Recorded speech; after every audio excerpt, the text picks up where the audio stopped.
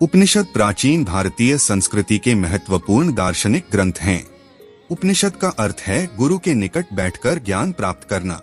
आज इस वीडियो में हम उपनिषदों के अर्थ और भारतीय संस्कृति में उपनिषद का महत्व और उपयोगिता क्या है के विषय में जानेंगे। प्राचीन भारतीय धार्मिक ग्रंथों में उपनिषदों का अपना एक विशेष महत्व है। प्राचीन काल में शिक्षा के विभिन्न माध्यमों में विभिन्न प्रकार के तरीकों से ईश्वर की कल्पना की गई है। उपनिषद का अर्थ है गोपनीय या ब्रह्म ज्ञान के सिद्धांत। उपनिषद या तो आरण्यकों से मिले हुए हैं अथवा उनके परिशिष्ट हैं। यूं तो इनकी संख्या 108 बताई जाती है, परंतु इनमें कुछ उपनिषद अधिक महत्व के हैं। ईश, केन, कठ, प्रश्न, मुंडक, मांडूक्य, तैत्तरीय, ऐत्रेय, छांदोग्य, बृहदारण्यक, श्वेताश्वेतर और कौशिकी उपनिषद। इन उपनिषदों में आध्यात्मिक विषय जैसे ब्रह्मा, परमात्मा, जीवात्मा, प्रकृति, सृष्टि आदि के रहस्यों का विवेचन है। इनमें श्रेष्ठ उच्च कोटि का दार्शनिक चिंतन और मनन है। ये ज्ञान प्रधान ग्रंथ हैं। आप सभी दर्शक महानुभावों का हमारे YouTube चैनल स्पिरिचुअल साधना पर हार्दिक अभिनंदन और स्वागत है। उपनिषदों में धर्म के बाह्याडंबर और कर्मकांड का विरोध किया गया है। ब्रह्मा, आत्मा और सत्य का विवेचन उपनिषदों में है और इन्हें समझने के लिए ब्रह्म ज्ञान प्राप्त करने के लिए चिंतन, मन, तप आदि बताए गए हैं। ज्ञान के द्वारा विशुद्ध सत्य और ब्रह्मा प्राप्ति के लिए तप की विशेष रूप से महत्ता बताई गई है।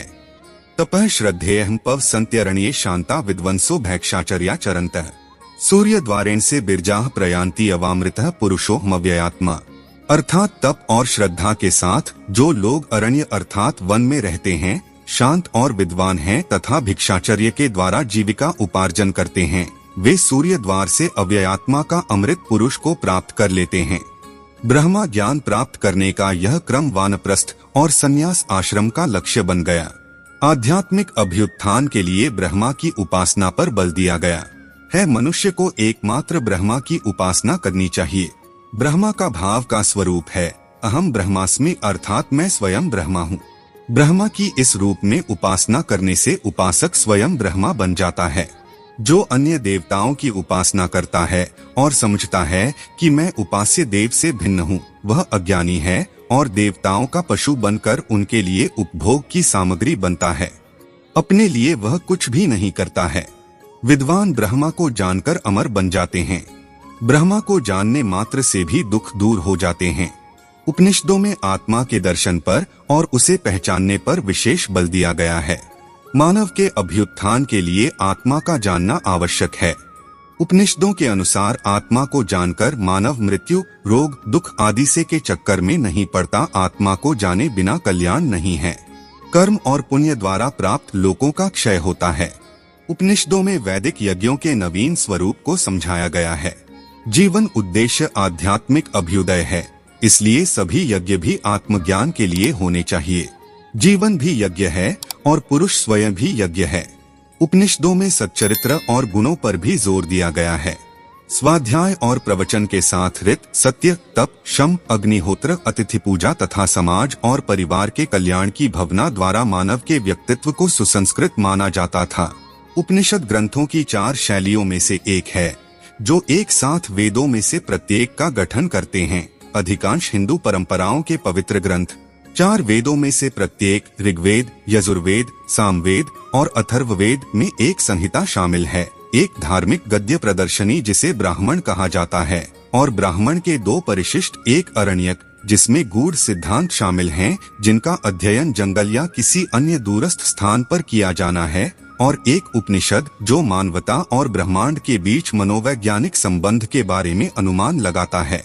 जानिए अपने सबसे प्राचीन ग्रंथों को। वेद, ब्राह्मण ग्रंथ, उपनिषद, आरण्यक, वेदांग। क्योंकि उपनिषद वेदों के समापन भागों का गठन करते हैं, उन्हें वेदांत कहा जाता है और वे कई हिंदू परंपराओं के धार्मिक प्रवचनों में मूलभूत ग्रंथों के रूप में कार्य करते हैं, जिन्हें वेदांत भी कहा जाता है। बाद की धार्मिक और धार्मिक अभिव्यक्ति पर उपनिषदों का प्रभाव और उनके द्वारा आकर्षित की गई स्थायी रुचि अन्य वैदिक ग्रंथों की तुलना में अधिक है। उपनिषद कई टिप्पणियों और उपटिप्पणियों का विषय बन गए और उनके बाद तैयार किए गए ग्रंथ और उपनिषद नाम वाले ग्रंथों की रचना सदियों से लगभग 1400 ईस्वी तक विभिन्न धार्मिक पदों का समर्थन करने के लिए की गई थी। सबसे पहले विद्यमान उपनिषद लगभग पहली सहस्राब्दी ईसा पूर्व के मध्य से हैं। पश्चिमी विद्वानों ने उन्हें भारत का पहला दार्शनिक ग्रंथ कहा है, हालांकि उनमें न तो कोई व्यवस्थित दार्शनिक विचार हैं और न ही एक एकीकृत सिद्धांत प्रस्तुत किए गए हैं। वास्तव में उनमें जो सामग्री है उसे आधुनिक अकादमिक अर्थों में दार्शनिक नहीं माना जाएगा। उदाहरण के लिए उपनिषद शक्ति प्रदान करने या किसी विशेष प्रकार के पुत्र या पुत्री को प्राप्त करने के लिए निर्धारित किए गए संस्कारों या प्रदर्शनों का वर्णन करते हैं। 13 ज्ञात उपनिषदों की रचना 5वीं शताब्दी के मध्य से दूसरी शताब्दी ईसा पूर्व तक की गई थी। इनमें से पहले 5 बृहदारण्यक, छांदोग्य, तैत्तिरीय, ऐत्रेय और कौशिकी की रचना गद्य में छंद से की गई थी। मध्य 5 केन, कथा, ईसा, श्वेताश्वतर और मुंडक की रचना मुख्य रूप से पद्य में हुई थी।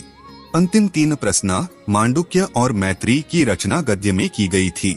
भारतीय दर्शन पर उपनिषदों का प्रभाव। एक उपनिषद की अवधारणा का बाद के भारतीय विचारों पर जबरदस्त प्रभाव पड़ा। प्रारंभिक पश्चिमी विद्वानों के दावे के विपरीत संस्कृत शब्द उपनिषद का मूल रूप से चारों ओर बैठना या एक शिक्षक के आसपास इकट्ठे हुए छात्रों का सत्र नहीं था। इसके बजाय इसका अर्थ संयोजन या समतुल्यता था और इसका उपयोग मानव व्यक्ति और खगोलीय संस्थाओं या बलों के पहलुओं के बीच समरूपता के संदर्भ में किया गया था, जो तेजी से भारतीय ब्रह्मांड विज्ञान की प्राथमिक विशेषताएं बन गए थे। चूंकि इस समरूपता को उस समय एक गूढ़ सिद्धांत माना जाता था, इसलिए उपनिषद शीर्षक भी पहली सहस्राब्दी ईसा पूर्व के मध्य में छिपी हुई शिक्षाओं को प्रकट करने का दावा करने वाले पाठ्य कार्यों की एक शैली के साथ जुड़ा हुआ था। उपनिषद ब्रह्मांड में स्पष्ट विविधता के पीछे एक एकल एकीकृत सिद्धांत के साथ एक दूसरे से जुड़े ब्रह्मांड की दृष्टि प्रस्तुत करते हैं, जिसकी किसी भी अभिव्यक्ति को ब्रह्मा कहा जाता है। इस संदर्भ में उपनिषद सिखाते हैं कि ब्रह्मा आत्मा में रहता है, मानव व्यक्ति का अपरिवर्तनीय मूल।